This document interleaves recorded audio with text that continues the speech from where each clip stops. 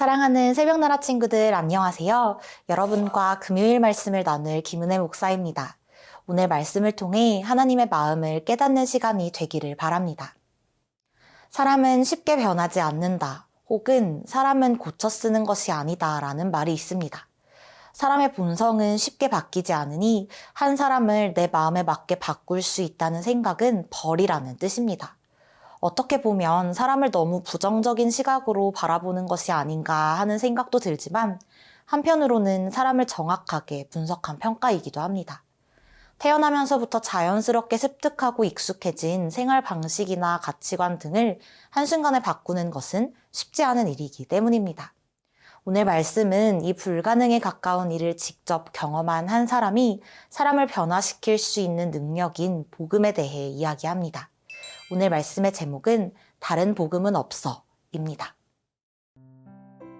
오늘의 말씀은 갈라디아서 1장 1절에서 10절입니다. 사람들에게서 난 것도 아니요 사람으로 인해 된 것도 아니요 오직 예수 그리스도와 그분을 죽은 사람들 가운데서 살리신 하나님 아버지로 인해 사도가 된 나 바울과 나와 함께 있는 모든 형제들이 갈라디아에 있는 교회들에게 편지를 씁니다. 하나님 우리 아버지와 주 예수 그리스도의 은혜와 평강이 여러분에게 있기를 빕니다. 예수 그리스도는 하나님, 곧 우리 아버지의 뜻을 따라 이 악한 세대에서 우리를 건져내시려고 우리 죄를 대신해 자신의 몸을 내주셨습니다. 하나님께 영광이 영원 무궁하기를 빕니다. 아멘. 그리스도의 은혜로 여러분을 부르신 분을 여러분이 그렇게 쉽게 떠나 다른 복음을 좇는 것에 대해 나는 놀라지 않을 수 없습니다. 사실 다른 복음은 없습니다. 다만 어떤 사람들이 여러분을 혼란에 빠뜨려 그리스도의 복음을 변질시키려고 하는 것입니다. 그러나 우리든 하늘에서 온 천사든 우리가 여러분에게 전한 복음 이외의 것을 전한다면 그는 저주를 받아 마땅합니다.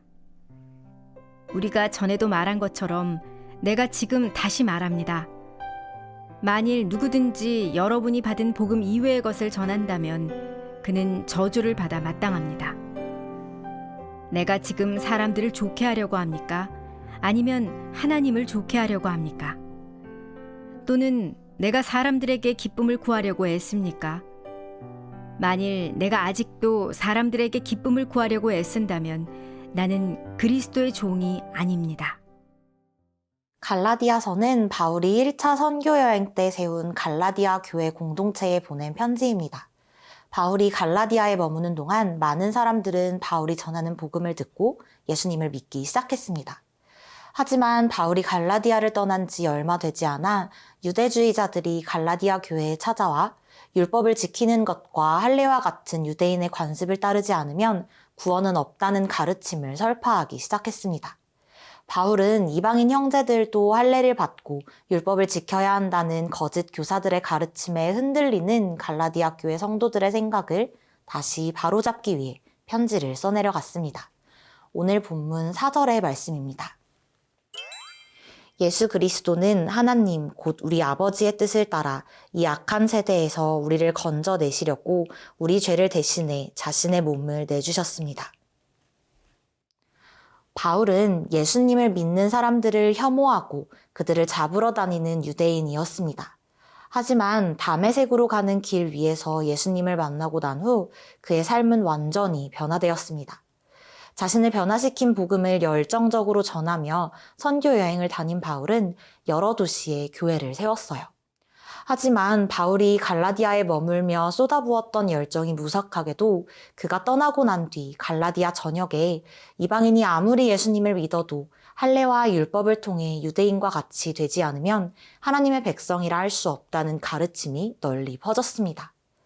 자신이 가르친 것과 반대되는 잘못된 가르침에 흔들리고 있는 갈라디아 교회 성도들이 안타까웠던 바울은 하나님이 예수님을 보내신 목적, 예수님이 이 땅에 오신 이유는 악한 세대로부터 우리를 건져내시기 위함이었고 예수님을 통해 우리는 더 이상 죄인이 아니라는 진리를 편지를 통해 다시 한번 전합니다.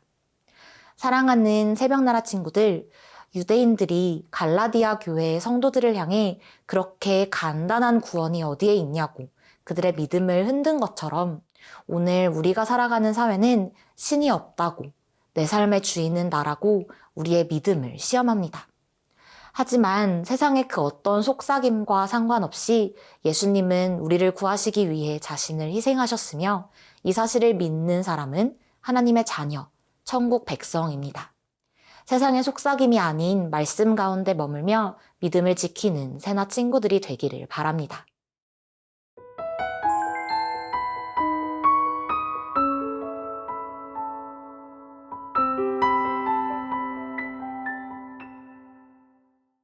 바울은 잘못된 가르침을 전하는 유대인들에 대한 답답한 마음과 그 거짓된 속삭임에 흔들리는 갈라디아 교인들을 향한 안타까움을 가지고 계속해서 편지를 써내려갑니다.